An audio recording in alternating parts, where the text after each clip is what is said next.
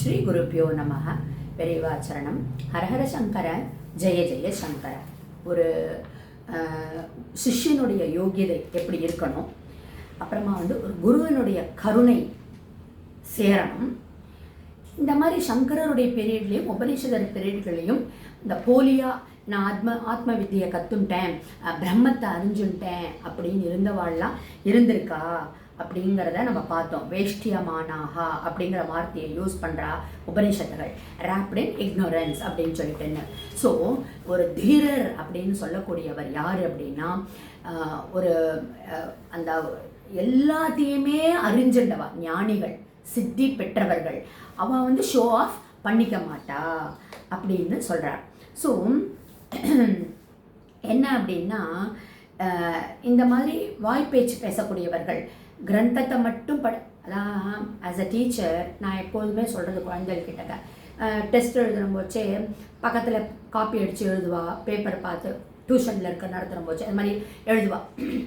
சரி, நான் என்ன சொல்கிறது, நீ அப்படியாவது ஒரு தடவை எழுதுகிற இல்லையா அப்படின்னா, ஓப்பன் டெஸ்ட் தான் ரொம்ப டிஃபிகல்ட் எப்பொழுதுமே.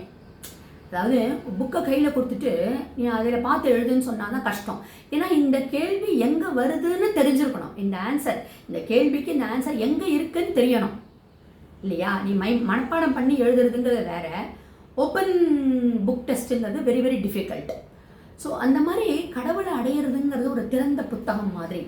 ஒரு நம்மளுடைய ஆத்ம அனுபவம் இல்லாமல் எப்படி ஞானிகளும் சாதுகளும் அடையிறாளோ அந்த மாதிரி ஒரு புக்கு படிக்கிறதுனால மட்டும் நம்ம அதை அடைய முடியாது அப்படின்னு பெரியவா தான் பேசிட்டு வரா.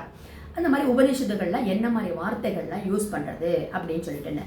ஸோ இந்த மாதிரி மக்கள்லாம் தங்களை எத்தனையோ வசத்தின்னு சொன்னால் கூட ரியாலிட்டியில் என்ன அப்படின்னா, கோணல் மாணலாக தடுமாறி அப்படியே, அதான் நான் சொன்னேன், சஸ்டெயினபிளாக இருக்க முடியாதவானால.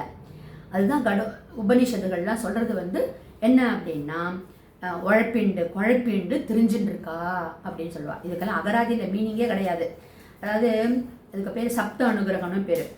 நம்ம சொல்கிறோம் இல்லையா, தொளதொளான்னு இருக்குது, பளபளான்னு இருக்குது, டும் டும் அப்படின்லாம் வார்த்தைகள்லாம் யூஸ் பண்ணுறோம் இல்லையா. அந்த மாதிரி இங்கிலீஷில் அதுக்கு ஆனமடோபியா அப்படின்னு பேர். ONOMATOPOEIA, ஆனமடோபியா அப்படின்னு பேர். அதாவது பளபளா தொள அந்த மாதிரி வேர்ட்ஸ்லாம் யூஸ் பண்ணக்கூடியது. ஸோ அது மாதிரி என்ன பண்ணுறா இவாள்லாம் படிச்சுட்டு குரு இல்லாமல் போகிறவாளை சொல்கிறா. குழப்பிண்டு ஒரு தந்திரயமானனா ஆர் ஜங்கன்யமானனா ஆர் வேஷ்டியமானனா அப்படின்னா வாய் வேதாந்தம் தான் பண்ணிட்டு இருக்கா. வாய் வேதாந்தத்தில் பிரமாதமாக பேசினாலும் ரியாலிட்டியில் ஜனன மரண ரோகாதிகள்னால பீடிக்கப்பட்டு நானா விதத்திலையும் கோணல் மாணலா போய் வீணாக போகிறார்கள் அப்படின்னு சங்கரர் பாஷ்யம் பண்ணுறார். இந்த வேர்ட்ஸுக்கு தந்திரம்யமானா, ஜங்கன்யமானா, வேஷ்டியமானா அப்படிங்கிறதுக்கு எப்படி அவங்க தங்களையும் குழப்பிண்டு மற்றவாளையும் குழப்பிண்டு வீணாக போகிறார்கள் ஒரு ஆங்கிரியாகவும் ஒரு அங்கலாய்ப்பாகவும் பேசுகிறார் சங்கரர் பாஷ்யம் பண்ண போச்சு. அதான் பெரியவா சொல்கிறார், செக்கு மாடு மாதிரி சுற்றி சுற்றி சுற்றி சுற்றி அவளுடைய தலையை சுற்றி சித்த பிரம்ம தான் பிடிக்கிறோம் அப்படிங்கிறா. அப்போது விப்ரம மந்தின்னு சொல்கிறா. விப்ரமந்தி அப்படின்னா மந்தி, பிரைட் ஷார்ப் மூளை கிடையாது, படித்தோம் வாமிட்டிங், அப்படியே படிச்சுட்டு அப்படியே வாமிட் பண்ணுறது. அப்படி இருந்தால் அல்டிமேட்டாக சொல்கிறது என்ன கான்செப்ட், இந்த டைட்டில், இந்த ஹெட்டிங்குடைய தத்துவமே பெரியவா சொல்ல வருது. குரு முகமாக நாம் எதுவுமே கற்றுக்கலனா, முதல்ல ஸ்டார்டிங்கே சொன்னால் உலகத்தையே உனக்கு தானமாக கொடுக்குறேன்னா கூட ஒரு கேப்பபிள் சிஷ்யன் கொடுக்கலன்னா அதை வாங்கிக்க மாட்டா. அவன் கேப்பபிள் சிஷ்யனாக இல்லை அப்படின்னா அந்த குரு அதை ஏற்றுக்க மாட்டான், அந்த தட்சணையை. அப்போது சிஷ்யனும் யோகியதாக இருக்கணும், குருவனுடைய கடாட்சமும் கிடைக்கணும். அப்படி ரெண்டும் இருந்ததுன்னா தான் அந்த சிஷ்யனுடைய லட்சியம் பிராப்தியாகும். அப்படி இல்லாமல் நம்ம வெறும் குரு வேண்டாம் அப்படிங்கிற தத்துவத்தில் இருக்கக்கூடிய வாழ்க்கை தலை சுற்றி ஒரு என்ன சொல்ல மந்தியாக தான் அவனால் இருக்க முடியும். அப்படின்னு ஒரு இங்கிலீஷில் ஒரு சேயிங் சொல்லுவாள், பிளைண்ட் லீடிங் த பிளைண்டுன்னு சொல்லுவாள். அந்த மாதிரி அந்த பெரியவா இந்த பைபிள் கோட்டிங் பண்ணுறா, பிளைண்ட் லீடிங் த பிளைண்ட் அப்படின்னு.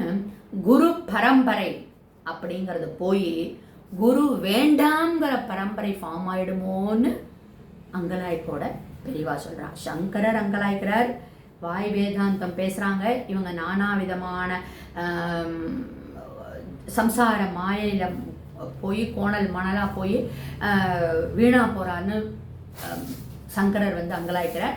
பெரியவா வந்து எப்படி அங்கலாய்க்கிறா அப்படின்னா, குரு பரம்பரைன்னு போய் குரு வேண்டாம்ங்கிற பரம்பரை வந்துடுமோன்னு பயப்படுறான். ஸோ அந்த மாதிரி ஒரு பிளைண்ட் ஃபாலோயிங் த பிளைண்டுன்னு போகாமல் எதையுமே ஒரு படித்தா கூட எத்தனை வித்தியை நீ ஆனால் கூட அந்த தீரர்னு சொல்லக்கூடிய அந்த சித்திகள் ஞானிகளுடைய அந்த பாதையில் அந்த குருவனுடைய ஒரு இன்டேக்கை நம்ம எடுத்துட்டோம் அப்படின்னா கண்டிப்பாக நம்ம அந்த பகவானை அடையக்கூடிய ஒரு பிராப்தம் நம்மளுக்கு கிடைக்கும் அப்படிங்கிறது தான் பெரியவாளுடைய ஒரு சேயிங்காக இருக்குது.